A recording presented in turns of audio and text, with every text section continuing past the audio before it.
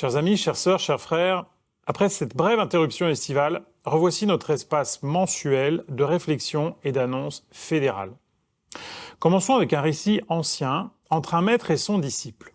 Le disciple s'adresse à son maître dans ces termes. « Maître, j'ai parcouru vallées, montagnes, villes, campagnes, traversé des forêts sacrées, des temples, des écoles de sagesse, et je n'ai pas rencontré Dieu. » Le maître lui répond « Un jeune poisson impatient croisa un vieux poisson sage et lui dit « Je nage depuis des mois et je n'ai pas encore trouvé l'océan. » Le vieux poisson lui répondit « Mais tu nages dedans. » Le jeune poisson rétorqua « Mais ça, ce n'est que de l'eau. » Paul, dans l'Épître aux Éphésiens, 1er chapitre, verset 18, utilise cette très belle image en guise de souhait et de promesse pour les croyants de la ville d'Éphèse. Il écrit « Qu'il, le Seigneur, illumine les yeux de votre cœur. » Comme l'écrit bien plus tard Antoine de Saint-Exupéry dans Le Petit Prince,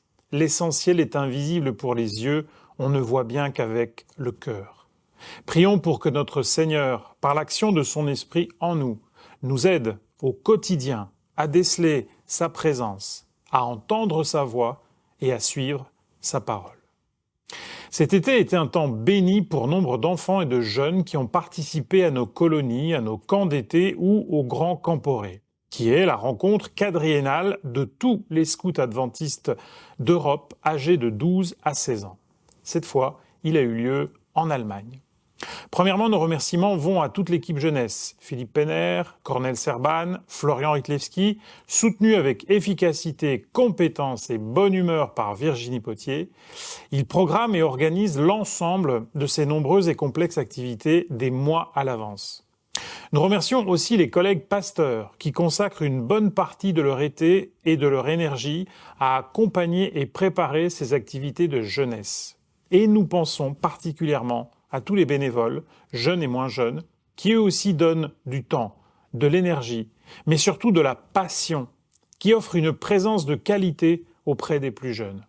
Résultat béni de ce travail, plusieurs jeunes ont demandé des études bibliques, certains même le baptême, afin de mieux connaître ou suivre concrètement le Seigneur dans la voie du disciple. Nous vous les confions à vous, communauté locale, pour qu'ils soient accompagnés dans leur demande de soutien de l'Église. Puisque nous abordons le thème de la jeunesse, je vous rappelle la rencontre qui aura lieu au Moulin de l'Hérold du 8 au 10 septembre. Rencontre de formation et de préparation de l'année à venir. Depuis plusieurs années, cette rencontre est ouverte aussi aux autres responsables d'Église, particulièrement à ceux du pôle mission. N'oubliez pas ce rendez-vous, c'est un moment important pour commencer l'année tous ensemble, jeunes et adultes, pour coordonner nos plannings afin de bénéficier d'une vie d'église équilibrée et épanouissante. Cette année, notre invitée est la nouvelle trésorière de l'Union franco-belge, la pasteure Karine Eloindin. Karine a été responsable du ministère de la prière pendant des années en Fédération Nord et nous sommes convaincus que son expérience et son dynamisme amèneront un climat de bénédiction sur toute cette rencontre. Nous sommes en train de parler de mission. Sachez que le 3e coffret de la série Petits groupes est paru.